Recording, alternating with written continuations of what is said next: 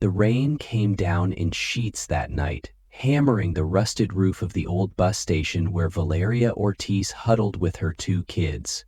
She was 32, but the lines on her face made her look older, worn out from months of scraping by. Her daughter Sophia, 6 years old, pressed against her side, clutching a frayed stuffed bunny. Diego, her 4-year-old son, shivered in her lap, his forehead burning despite the damp chill. Valeria pulled her thin jacket tighter around them, whispering, "It's okay, baby, just a little longer," even though she wasn't sure she believed it herself. The station was a forgotten place on the edge of town. Cracked concrete floors, flickering lights, and a stale smell of diesel and despair. It wasn't home, but it was the only roof they had since the bank took everything after Javier's accident. She'd been a fashion designer once, sketching dresses that made women feel like queens. Now her hands were rough from twisting wire into bracelets she sold to commuters for $1 or $2. "Ma'am, you can't stay here," a gruff voice cut through the storm. The security guard loomed over them, his flashlight beam harsh against the dark. "Station's closing in 10 minutes. You need to move." Valeria's heart sank. She shifted Diego in her arms and looked up, rain dripping from the awning onto her worn sneakers. "Please, sir, just tonight. It's pouring out there, and my boy's sick. He's got a fever. We've got nowhere else." The guard sighed, rubbing his neck. "I've been patient, lady, but rules are rules. If you don't leave, I'm calling the cops." Sophia whimpered, burying her face in Valeria's side. "Mommy, I don't want to go outside." Valeria hugged her tighter, desperation clawing at her chest. She was about to beg again when a new voice broke in, calm, steady, and carrying an edge of authority. "Is there a problem here?" Valeria glanced up, squinting through the rain. A man stood there, tall and broad-shouldered, his dark hair slicked back from the wet. He wore a sharp gray suit that screamed money, the kind of guy who didn't belong in a dump like this. His shoes alone probably cost more than everything she owned. The guard straightened, suddenly less sure of himself. "Mr. Salazar, no big issue, just this woman and her kids. They can't stay here after hours." The man Salazar tilted his head, his green eyes flicking from the guard to Valeria. For a second, she felt exposed, like he could see every crack in her life. Then he stepped closer, his voice firm but not harsh. "Let her stay. I'll take responsibility." The guard hesitated, then shrugged. "Your call, sir." He trudged off, muttering under his breath, leaving Valeria staring at this stranger who'd just thrown her a lifeline. She adjusted Diego in her arms, trying to read him. Why would a guy like that care? What was his angle? "Thanks," she said finally, her voice hoarse from exhaustion. "You didn't have to do that." He didn't answer right away. Instead, he crouched down, bringing himself to her level. Up close, she could see the faint stubble on his jaw, the way his tie was slightly loosened, like he'd had a long day too. "Nobody should be out in this," he said simply, nodding at the storm raging beyond the awning. His gaze lingered on Diego, then Sophia, before settling back on her. "You okay?" It was a stupid question, and they both knew it. She wasn't okay, hadn't been for months. But something in his tone made her nod anyway. "We'll manage." He stood, brushing rain off his sleeves. "Good." Then, without another word, he turned and walked back to a sleek black car parked across the lot. The headlights flared as he drove off, leaving Valeria with her kids and a million questions. Who was he? Why'd he step in? She didn't have answers, but for the first time in weeks she felt a tiny flicker of relief. They had a roof tonight, and that was enough. The rain kept pounding, but under it, Diego's breathing steadied a little. Sophia tugged at her sleeve. "Mommy, was that man nice?" "I don't know, sweetie," Valeria murmured, smoothing her daughter's damp hair. "Maybe." She glanced at the spot where his car had been, the taillights long gone. Maybe he was just some rich guy feeling generous. Or maybe he'd forget them by morning.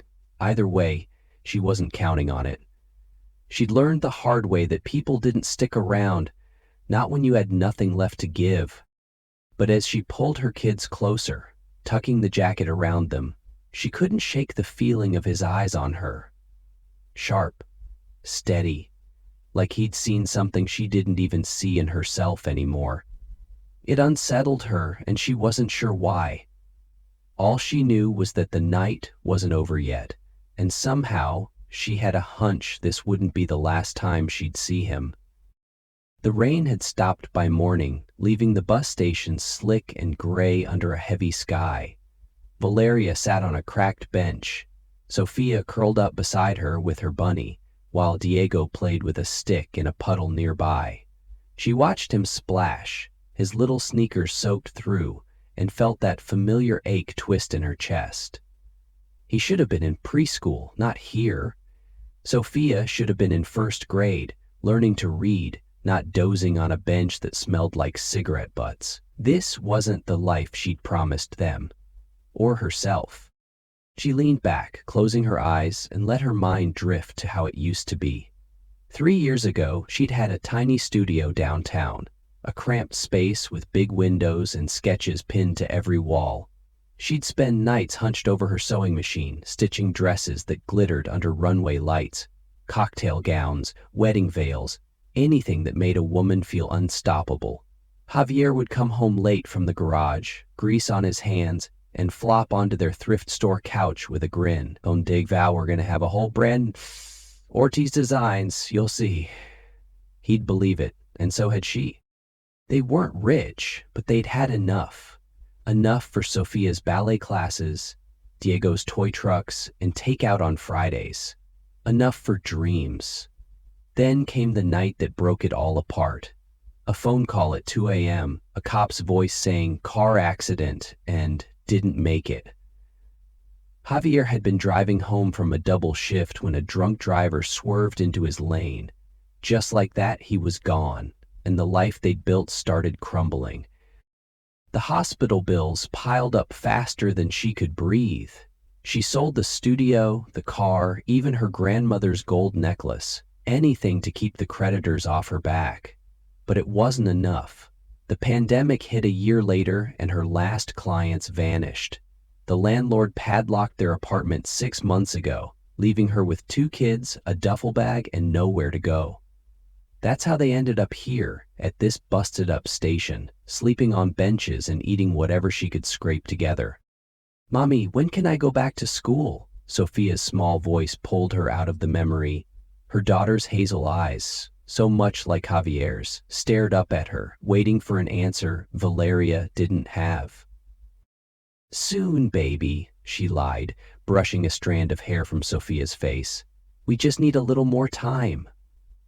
Time for what she didn't know. A miracle, maybe. She'd stopped believing in those a while back. Diego toddled over, holding out a soggy leaf like it was treasure. "Look, Mommy, I found it." She forced a smile, taking it from his chubby hand. "That's beautiful, buddy," he beamed, and for a second, she could pretend they were okay. Just a mom and her kids on a normal day. But the rumble of a bus pulling in snapped her back. She had bracelets to sell if they wanted dinner tonight. She dug into her bag, pulling out a handful of wire and bead creations. Nothing fancy, but they'd gotten her a few bucks yesterday. As she set them out on the bench, an older woman shuffled over, her arms full of bottled water she sold to travelers. Mrs. Carmen had been here longer than Valeria, her face wrinkled like a road map of hard years, but her eyes were kind. "Cold night, huh?" Mrs. Carmen said, setting down her load. She pulled a faded blanket from her cart and handed it to Valeria. "Take this, honey. Gets chilly when the sun's gone." Valeria hesitated, pride prickling at her. "I can't pay you for it." "Didn't ask you to," Mrs. Carmen waved her off.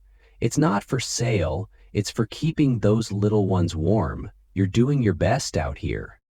"Thanks," Valeria mumbled, draping the blanket over Sophia. It smelled like lavender and mothballs, but it was soft, and that was more than she'd expected today. She glanced at Mrs. Carmen, who was watching Diego chase a pigeon. "You've been here a while, huh? You know that guy from last night? The one in the suit?" Mrs. Carmen's lips quirked, like she'd been waiting for the question. "Gabriel Salazar? Oh, everybody knows him round here. Owns half the city, they say. Tech guy, big shot. Word is he's got plans to tear this place down, put up one of those fancy data centers. All computers and no soul." Valeria's stomach tightened. So that's who he was. A millionaire looking to bulldoze their last shred of shelter. Why'd he bother helping them then? Some kind of guilt trip before he kicked them to the curb? She didn't get it, and she didn't trust it. "He doesn't seem like the type to care," she said, keeping her voice low so the kids wouldn't hear. Mrs. Carmen shrugged. "Maybe, maybe not. He's been coming by more lately, used to just drive past. Something's different about him now. Don't know what, but I've seen a lot of folks in my time. He's not all cold steel." Valeria didn't reply, just tucked the blanket tighter around Sophia. Different or not, she wasn't banking on some rich guy's charity. She'd learned to survive on her own, her and the kids against the world. Still, when she went to pack up her stuff later, she found a bagel in a paper bag tucked under the bench. No note, no nothing, but it was fresh, still warm. Diego's eyes lit up when she split it between him and Sophia, and they ate like it was a feast. "Who left this, Mommy?" Sophia asked, crumbs on her chin. "I don't know," Valeria said, but her mind flashed to that suit, those green eyes. Gabriel Salazar. She scanned the station, half expecting to see him, but the place was empty except for a few stragglers waiting for the late bus. Maybe it was him, maybe it wasn't. Either way, she wasn't about to owe anybody anything. She pulled out her sketch pad after the kids dozed off, the pencil shaking in her cold fingers. It had been weeks since she'd drawn, too tired, too broke. But tonight, something pushed her. She sketched a dress, simple but elegant, the kind she used to make. It felt good, like a piece of her old self waking up. As the station quieted, she tucked the pad away and leaned against the bench, Diego's head heavy on her lap. They'd make it through another day. That's what she told herself, even if the future was just a blank page she couldn't fill. The next few days at the bus station felt different, like the air had shifted. Valeria couldn't put her finger on it at first. She was too busy keeping Sophia from wandering off and Diego from catching another cold. But then he showed up again. Gabriel Salazar. It started small. He'd stroll by in the late afternoons, his fancy car parked across the lot, and he'd stop to look at her bracelets. Not just look, he'd buy them, dropping 10 or 20 bucks for something she'd have sold for $1. "These are good," he'd say, turning the wire in his hands like it was art. She didn't know whether to thank him or tell him to quit messing with her. He wasn't always in a suit now. Sometimes it was jeans and a leather jacket, still sharp but less like he'd walked out of a boardroom. Up close, she could see he was older than her, 38 maybe, with faint lines around his eyes that said he'd seen some things. He had this way of talking to the kids that threw her off too. One day he knelt down next to Diego, who was banging 2 rocks together like they were drums. "You're a tough little man, huh?" Gabriel said, grinning. Diego giggled and handed him a rock. "You try." Gabriel tapped it against the bench, making a beat, and Sophia clapped like it was a show. Valeria watched from a few feet away, her arms crossed. "You don't have to do that," she said, her voice tight. "They're fine." He stood up, brushing dust off his jeans. "I know they are. Just figured they could use a laugh." She didn't have a comeback for that. He was right. Sophia and Diego hadn't laughed much lately, and hearing it now hit her harder than she'd expected. Still, she kept her guard up. Guys like him didn't hang around places like this for no reason. Mrs. Carmen's words stuck with her. He's got plans to tear this place down. So why was he playing nice? A couple days later, he came by again, this time with a paper cup of coffee in his hand. "Thought you might need this," he said, holding it out to her. The steam curled up in the cold morning air, and it smelled like heaven. Real coffee, not the instant junk she'd been choking down when she could afford it. She stared at it, then at him. "What's this for?" "It's cold out here," he said, like that explained everything. "Take it." Her pride screamed at her to say no, but her hands were freezing and the kids were still asleep under Mrs. Carmen's blanket. She took the cup, muttering a quick thanks before sipping. It was strong, a little sweet, just how she liked it. How'd he even guess that? She glanced at him over the rim. "You do this a lot? Hand out coffee to strangers?" He chuckled, a low sound that didn't feel fake. "Only the ones who look like they could use it." He sat on the bench across from her, not too close, but close enough she could feel his presence. "I'm Gabrielle, by the way. Figured you should know that if I'm going to keep showing up." "Valeria," she said, after a beat, surprised she'd even told him. "And you don't have to keep showing up." "Maybe I want to." He leaned back, stretching his legs out. "I run a tech company, Salazar Systems. Ever heard of it?" She hadn't, but she nodded anyway, not wanting to seem out of the loop. "Sounds important." "It keeps me busy." He paused, then added, "I've got a fiancée too, Elena.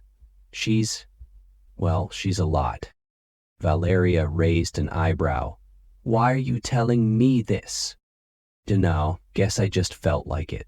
He shrugged, but there was something in his eyes, something restless. "What about you? What's your story?" She tensed, gripping the coffee cup harder. "Not much to tell. Used to make clothes, now I'm here." "Clothes, huh? Like what?" "Dresses, mostly. Fancy stuff. Prom, weddings." She didn't know why she kept talking, but the words spilled out. "I had a studio once. It's gone now." He nodded like he got it, though she doubted he did. "You're good with your hands. I can tell from the bracelets. That's talent." "It's survival," she shot back, sharper than she meant. "Don't romanticize it." "Fair enough." He didn't push, just sat there, watching Diego wake up and toddle over to her.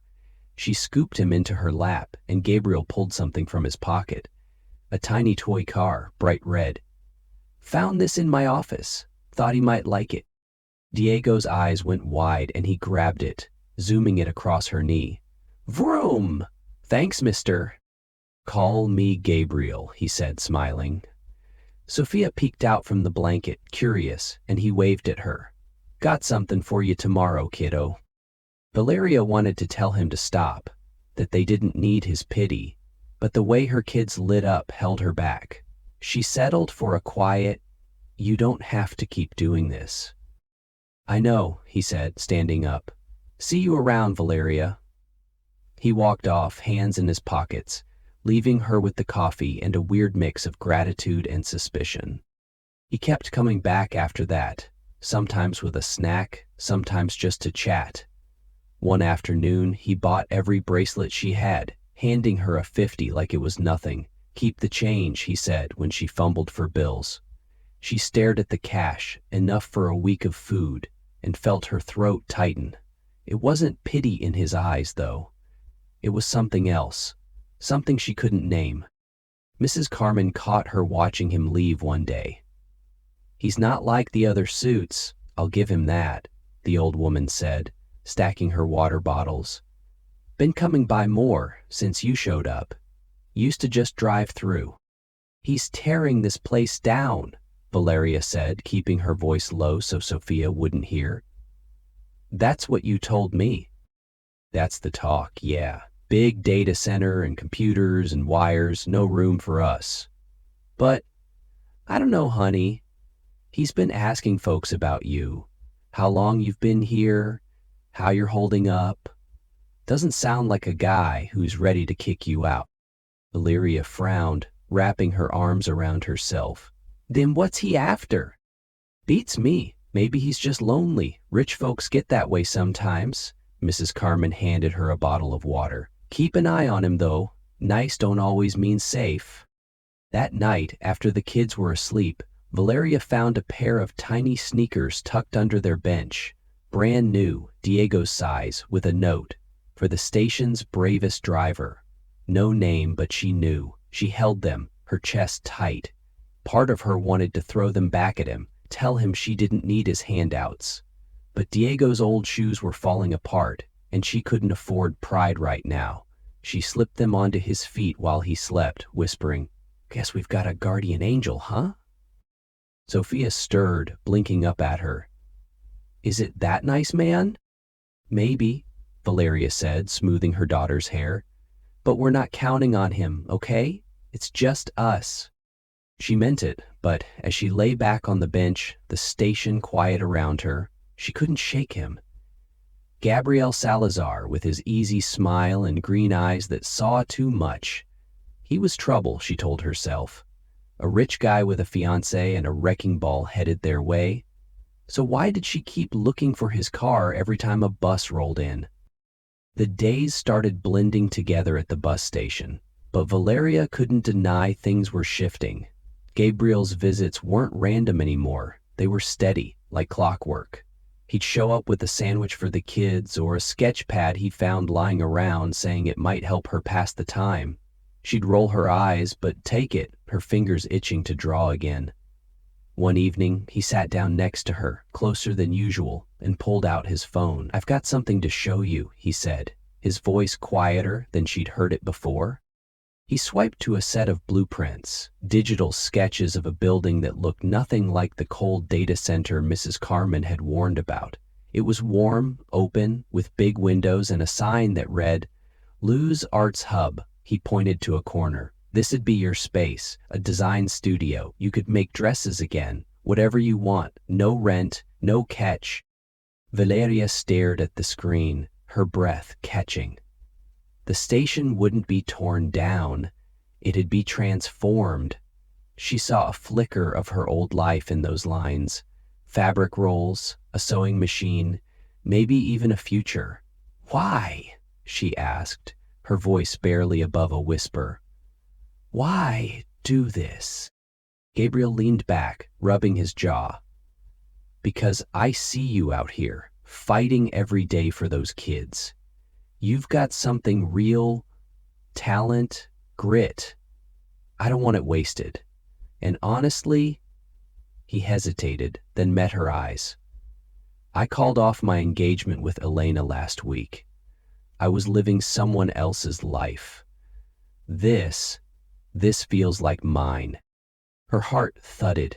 She wanted to believe him, wanted to grab onto this lifeline he was throwing her. But before she could say anything, Sophia ran over, tugging her sleeve. "Mommy, I'm hungry." Valeria nodded, distracted, and Gabriel stood. "Think about it," he said, slipping his phone back in his pocket. "I'll be around." That night she couldn't sleep.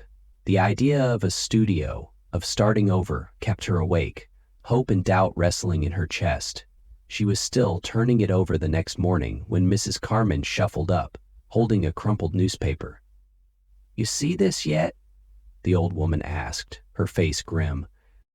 Valeria took it, scanning the headline, "Tech Mogul Salazar to Demolish Bus Station for New Project." Her stomach dropped. The article said construction would start in 3 months, displacing everyone there. No mention of an arts hub, just concrete and steel. She looked at Mrs. Carmen, who shook her head. "Told you to watch him, honey." The words hit like a punch.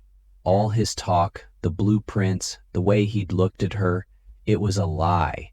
He'd played her, made her think he cared, and now he was ripping the ground out from under them. She crumpled the paper, her hands shaking. "I should have known," she muttered. "Rich guys don't change." When Gabrielle showed up that afternoon, she was ready. He walked over with that easy smile. but it faded fast when he saw her face. "Valeria, what's—" "Don't," she cut him off, her voice sharp enough to slice through the air. She threw the newspaper at his feet. "You're tearing this place down. After everything you said, you're kicking us out like trash." He picked it up, scanning it, and his jaw tightened. "This isn't right. That's not the plan. I swear." "Save it," she snapped. "You think I'm stupid? You come here with your toys and your coffee acting like some savior, and it's all a game. We're not your charity case." Sophia and Diego watched from the bench, wide-eyed, but she couldn't stop. "I trusted you and you lied." "Valeria, listen." He reached for her arm, but she yanked back. "No, we're done." She grabbed her bag, scooped Diego up, and took Sophia's hand. "Come on, kids, we're leaving." "Where are we going, Mommy?" Sophia asked, her voice small. "Anywhere but here," Valeria said, her throat burning. She didn't look back as they walked away, the station shrinking behind them. Rain started falling again, soaking through her jacket, but she kept moving. Through the streets, past pawn shops and gas stations, until they ended up in a park a mile away. She sat the kids under a tree, pulling them close, and let the tears come. She'd been a fool to hope. For 3 days they drifted, sleeping in doorways, eating scraps she scrounged from a diner's dumpster. Diego's cough got worse, and Sophia stopped talking much. Valeria's anger kept her going, but it was cracking under the weight of exhaustion. Then, on the 4th night, headlights cut through the dark. She squinted as a familiar figure stepped out. Gabriel, his face drawn and tired. "Valeria," he called, rain dripping off his hair. "I've been looking everywhere for you." "Leave us alone," she said, standing between him and the kids. "You've done enough." He didn't move closer, just held up his hands. "The article was wrong. The board leaked an old plan. I didn't sign off on it. The arts hub's real. I'm fighting for it. But there's something else you need to know." His voice broke, and he looked down. "I knew Javier." She froze, the name hitting her like a brick. "What?" "College," he said, barely audible over the rain. "We were friends, roommates for a year. I was there the night he died, a couple blocks from the crash. I saw the wreck, but I couldn't get to him in time. The car was already gone when I ran up. I've carried that every day since." Valeria's knees buckled and she sank to the wet grass. Javier's face flashed in her mind, his laugh, his hands on hers. You were there?" Her voice trembled. "Why didn't you tell me?" "I didn't know how," Gabriel said, crouching down, his eyes locked on hers.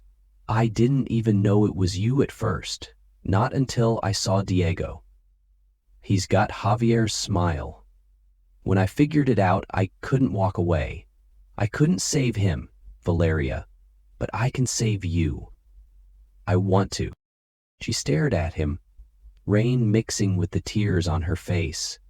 All this time, he'd been tied to her past, carrying a guilt she'd never known about. It didn't erase the hurt, the betrayal she'd felt, but it cracked something open inside her. "You should have told me," she whispered. "I know," he swallowed hard. "I messed up. But I'm here now, and I'm not leaving you out here. Please, let me help." Dago coughed behind her, a wet, ragged sound, and Sophia tugged her sleeve. "Mommy, he's cold." Valeria turned, seeing her son's pale face, and panic overtook her anger. She looked back at Gabriel, his soaked shirt clinging to him, his eyes pleading. She didn't trust him, not fully, but she couldn't let her kids suffer for her pride. "Fine," she said, her voice shaking, "but this doesn't mean I forgive you." He nodded, relief washing over his face. "That's enough for now. Come on, let's get them out of this rain." She let him lead them to his car, Diego in her arms, Sophia clinging to her hand. As they drove away, the park fading into the dark, Valeria's mind spun. Javier's death had broken her world, and now this man who'd been there, who'd failed him, was pulling her back from the edge. She didn't know what to feel. Anger? Grief? Or something softer she wasn't ready to name. All she knew was that the story wasn't over, and somehow Gabriel was part of it now. The hospital lights were too bright, buzzing overhead as Valeria sat between two small beds. Diego lay in one, an oxygen mask over his pale face, his chest rising and falling with a rasp that made her stomach twist. Sophia was curled up in the other, asleep under a thin blanket, her bunny tucked under her chin. Pneumonia, the doctor had said. Diego's fever and the days in the rain had caught up with him. Valeria hadn't slept in 2 nights, her hands clasped tight, whispering apologies to her kids for letting it get this bad. Gabriel hadn't left either. He was there, pacing the hall or bringing her coffee she barely touched. He'd driven them straight to the ER that night in the park, barking orders into his phone to get the best pediatrician on call. Now, he stood by the door, his jacket off, sleeves rolled up like he was ready to fix this with his bare hands. She didn't want to need him, but when Diego's fever spiked and the nurses rushed in, she'd grabbed his arm without thinking, her nails digging in. He hadn't flinched, just stayed, steady and quiet. By the 3rd day, Diego's cough eased, and the doctor said he'd pull through. Valeria sat by his bed, brushing his damp hair back, when Gabriel came in with a bag of clothes, jeans and a sweater for her, little outfits for the kids. "Thought you might want something dry," he said, setting it down. She looked at him, exhaustion dulling her edges. "You didn't have to stay." "Yeah, I did," he said, sitting across from her. He handed her a fresh coffee, and this time she took it, her fingers brushing his. "We need to talk, Valeria. About everything." She nodded, too tired to fight. "Okay, I'm listening." He took a deep breath, leaning forward. "The article was a lie. The board pushed an old plan to screw me over. I've been working on the Arts Hub for weeks, fighting them tooth and nail. It's real. Lose, it's called. Light. For you, for the kids, for everyone at that station." He pulled out his phone, showing her updated blueprints. A sleek building with a studio labeled Valeria Ortiz Designs. "I'm buying out their shares. It's my company, and I'm doing this my way." She stared at the screen, the lines blurring as her eyes stung. "Why go this far?" "Because of you," he said, his voice rough. "I saw you out there, making bracelets, keeping those kids going with nothing. It hit me. Everything I've built, all the money, it doesn't mean a damn thing if it's just more steel and glass. Then I realized who you were, Javier's wife. And it was like a second chance. I couldn't save him, but I can do this." Her throat tightened.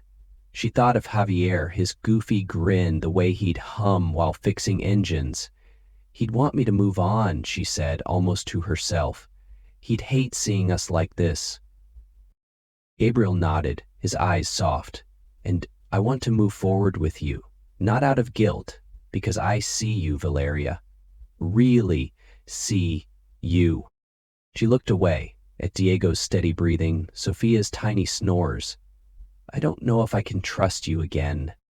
"Then let me earn it," he said, "starting now." He did.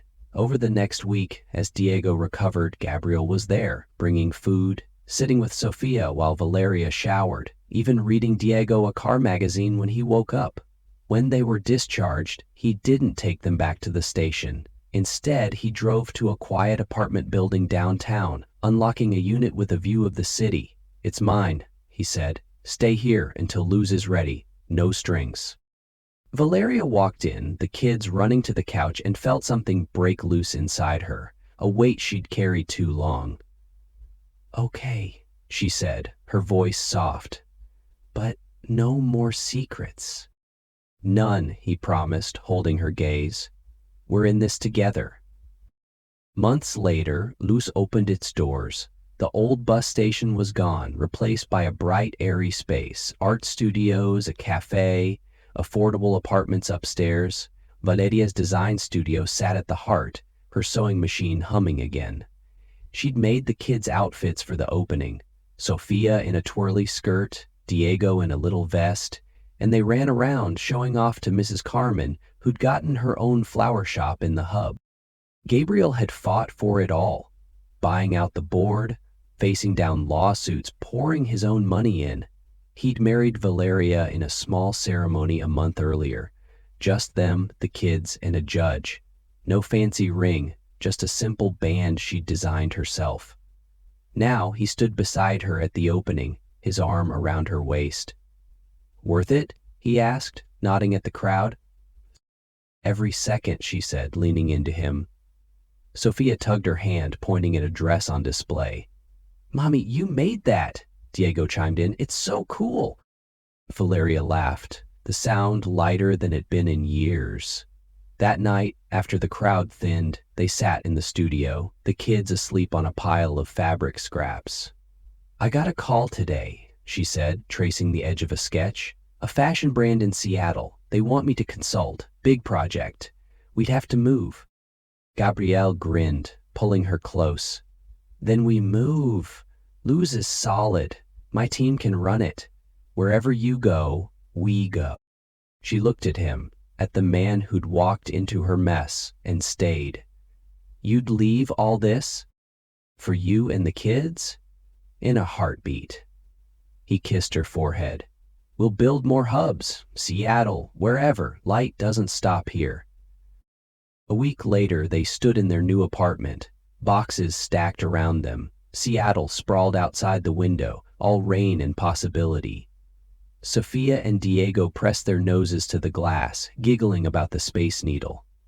Valeria unpacked a sketch pad, her first design for the brand, a dress that felt like her again.